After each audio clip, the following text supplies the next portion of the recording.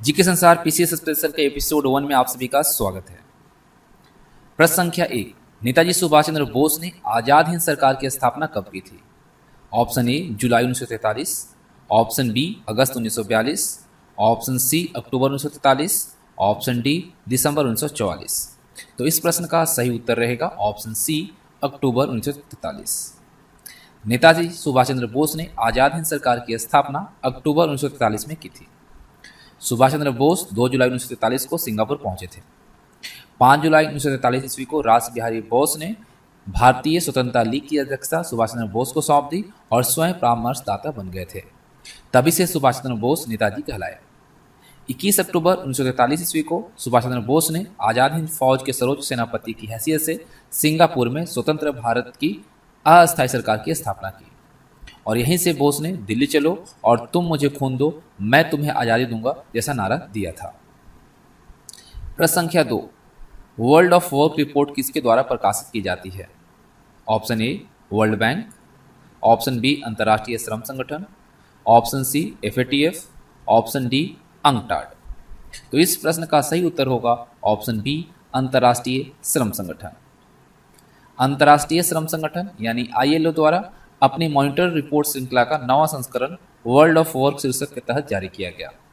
Report के अनुसार 2021 की अंतिम तिमाही के दौरान महत्वपूर्ण लाभ होने के पश्चात 2022 की पहली तिमाही में वैश्विक स्तर पर काम किए गए घंटों की संख्या में गिरावट आई है।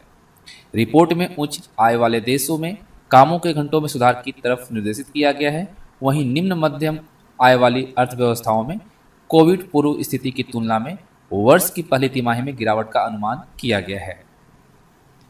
अगर हम इस रिपोर्ट को भारत के संबंध में प्रकाशित तथ्यों पर नजर डालते हैं तो रिपोर्ट ने रोजगार परिदृश्य में मुख्यतः भारत में व्याप्त लिंग अंतराल यानी जेंडर गैप पर प्रकाश डाला है। इस दौरान देश में प्रत्येक 100 महिलाओं में से 12.3 महिलाओं ने अपनी नौकरी खो दी है। इसके विपरीत यह आंकड़ा प्रत्येक 100 पुरुषों पर 7.5 का है। रिपोर्ट में रोजगार में गिरावट स्थिति के सुधार के लिए कुछ निम्न सिफारिशें की गई हैं, उस पर नजर डालते हैं। श्रमिकों की क्रय शक्ति में सुधार किया जाना चाहिए, ये सुझाया गया है। त्वरित सामाजिक सुरक्षा को सुनिश्चित करने पर बल देना, मानवीय क्षमताओं को संवर्धित करने के लिए उद्यम सक्षम वातावरण को बढ़ावा देना, कमजोर समूह पर ध्यान केंद्रित करते हुए अनौपचारिक रोजगार में कार्य करने वाले श्रमिकों की स्थिति में सुधार करना, मुद्रास्फीति का मुकाबला करने के लिए समिष्ट आर्थिक नीतियों को सावधानीपूर्वक समायोजित करना और अच्छी नौकरियों के सृजन को बढ़ावा देना इसमें शामिल है। अगर अंतर्राष्ट्रीय श्रम संगठन के बारे में बात करते हैं तो यह संयुक्त राष्ट्र की एकमात्र त्रिपक्षीय संस्था है। 1919 में वर्साई के संधि द्वारा राष्ट्र संघ की एक समृद्ध एजेंसी के रूप में इसकी स्थापना हुई थी। इसे 1946 में संयुक्त राष्ट्र की पहली समृद्ध विशिष्ट एजेंसी का दर्जा प्राप्त हुआ। 1969 में नोबेल शांति पुरस्कार प्रदान किया गया। अंतर्राष्ट्रीय श्रम संगठन का जो मुख्यालय है वो स्विट्जरलैंड के जिनेवा में स्थित है। प्रश्न संख्या 3, किसके प्रयासों से बिहार प्रांतीय कांग्रेस का दूसरा अधिवेशन हुआ?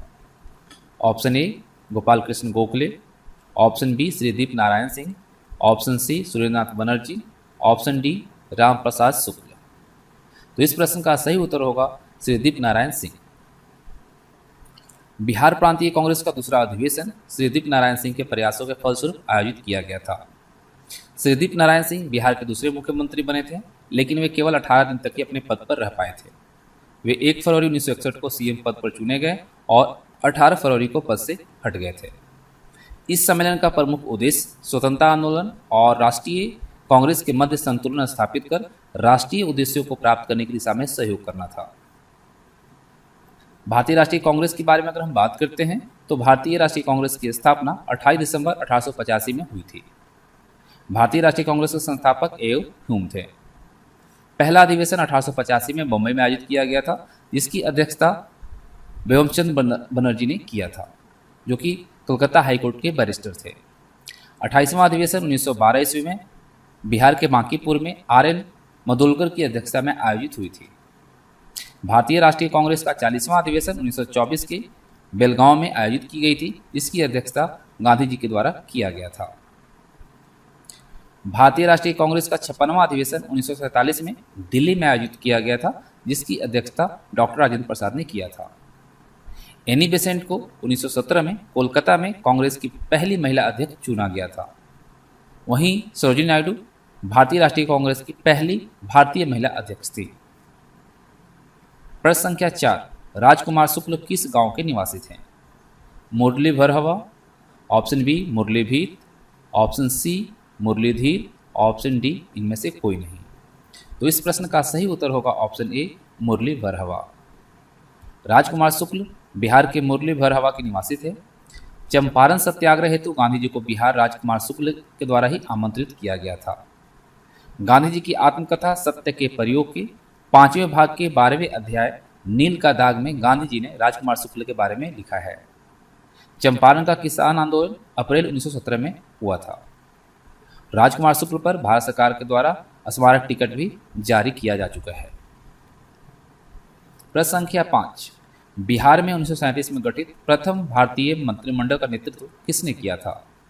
Option A Shri Krishna Singh, option B Bahawali, option C Mohammad Yunus और ऑप्शन डी जीएस लाल।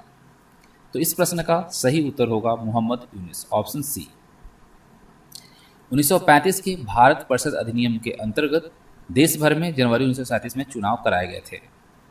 कुल 152 स्थानों में 107 पर कांग्रेस से चुनाव लड़ा था और 98 स्थानों पर उसे विजय मिली थी। 24 मार्च 1937 को बिहार के तत्कालीन राज्यपाल एमजी हैलेट ने कांग्रेस विधायक दल के नेता श्री कृष्ण सिंह को सरकार बनाने का निमंत्रण दिया था, लेकिन श्री कृष्ण सिंह ने सरकार बनाने से इनकार कर दिया था। उसके बाद राज्यपाल के द्वारा बिहार इंडिपेंडेंट मुस्लिम पार्टी के नेता मोहम्मद यूनुस को सरकार बनाने का निमंत्रण दिया। मोहम्मद यूनुस बिहार के पहले प्रधानमंत्री बने। 1 अप्रैल 1937 को मोहम्मद यूनुस के नेतृत्व में पहला मंत्रिमंडल बिहार में गठित हुआ था। 7 जुलाई में 1937 को कांग्रेस की कार्यकारिणी ने सरकार के गठन का फैसला किया और मोहम्मद यूनुस की अंतरिम सरकार ने त्यागपत्र दिया और 20 जुलाई को श्री कृष्ण सिंह के नेतृत्व में कांग्रेस के मंत्रिमंडल का गठन हुआ था। प्रश्न संख्या 6, भारत के राज्यों में से जूट उत्पादन की दृष्टि से बिहार का स्थान कौन सा आता है? ऑप्शन ए पहला, ऑप्शन बी दूसरा, ऑप्शन सी तीसरा और ऑप्शन डी 7वां। तो इस प्रश्न का सही उत्तर होगा दूसरा।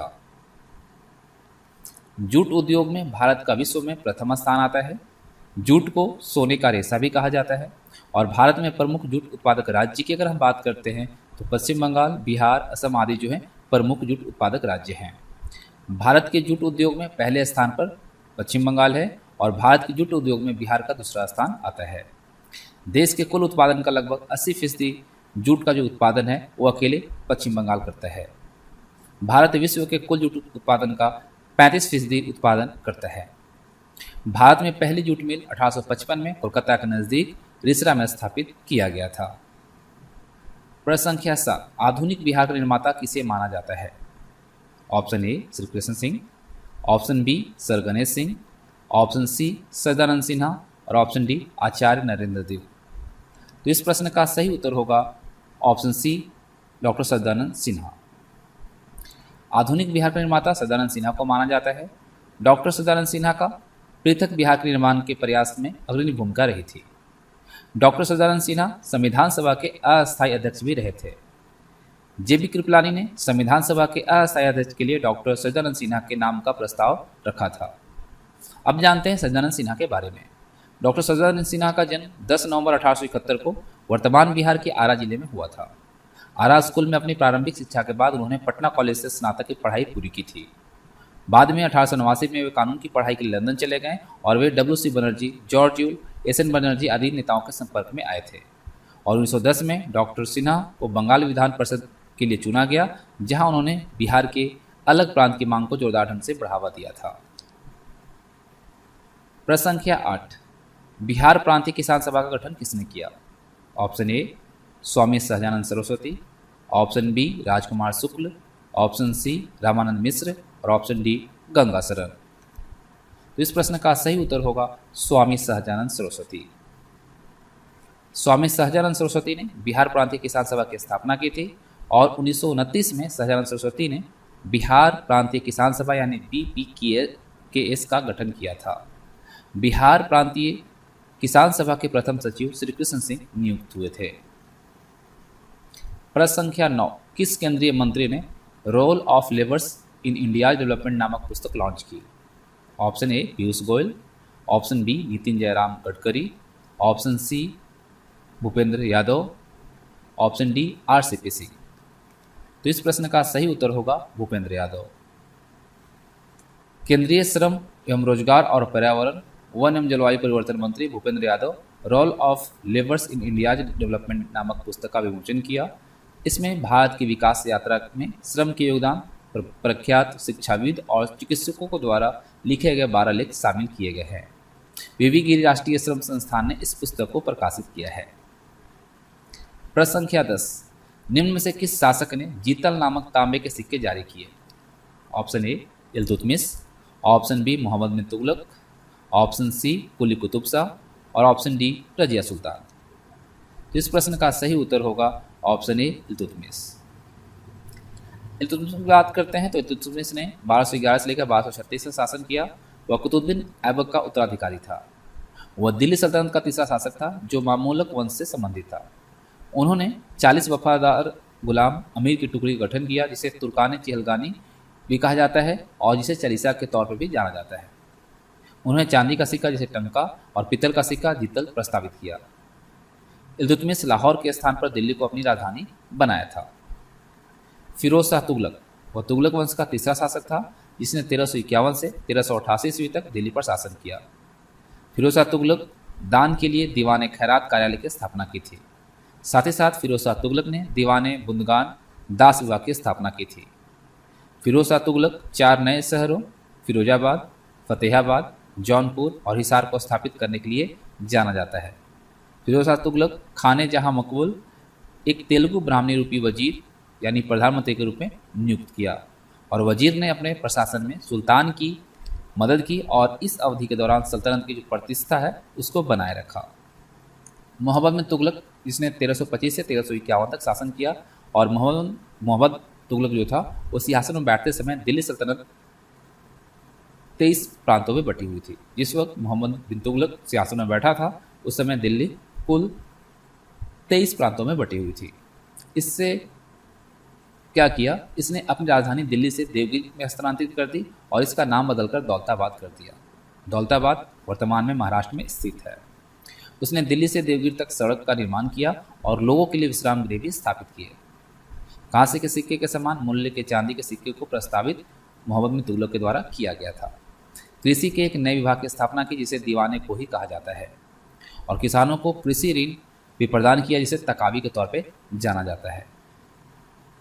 मोहम्मद कुली कुतुब शाह जो कि 1580 से 1612 शासन किया, वो गोलकुंडा के कुतुब शाही वंश का 5वां सुल्तान था।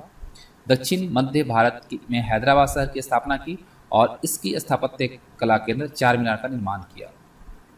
हैदराबाद शहर की स्थापना की और अपने हिंदू मालकिन भागमती के नाम पर इसे भाग्यनगर नाम दिया। तो अब आता है अभ्यास प्रश्न। बिहार में स्वराज दल का नेतृत्व किसने किया? Option A Shri Krishna Singh, option B Abdul Bari, option C Narayan Prasad, option D Sachindra Nath Sanyal. तो इस प्रश्न का उत्तर आपको कमेंट बॉक्स में देना है और इस प्रश्न पर चर्चा हम कल के सेशन में करेंगे। धन्यवाद।